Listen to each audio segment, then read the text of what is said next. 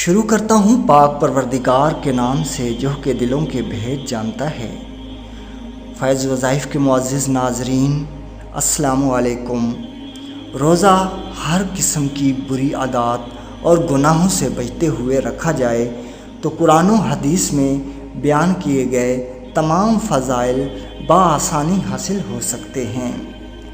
ناظرین کرام، رمضان المبارک کے 4 بہت ہی اہم کام ہیں اور اس میں 2 کام وہ ہیں جن سے تم اپنے رب کو راضی کرو، اور 2 کام ایسے ہیں جن سے تم بے نیاز نہیں ہو سکتے۔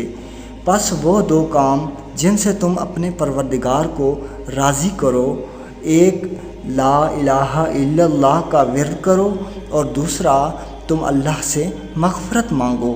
اور وہ 2 کام جن سے تم بے نیاز نہیں رہ سکتے یہ ہیں کہ ایک تم اللہ سے جنت کا سوال کرو، اور 2 یہ کہ دوزخ سے اس کی پناہ حاصل کرو۔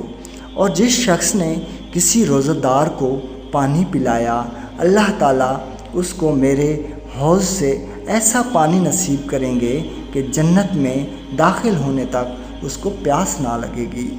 ناظرین کرام، امید ہے یہ ویڈیو آپ کو پسند آئی ہوگی۔ ہمارے چینل کو سبسکرائب کر کے ہمیں سپورٹ کیجیے۔ اللہ نگہبان۔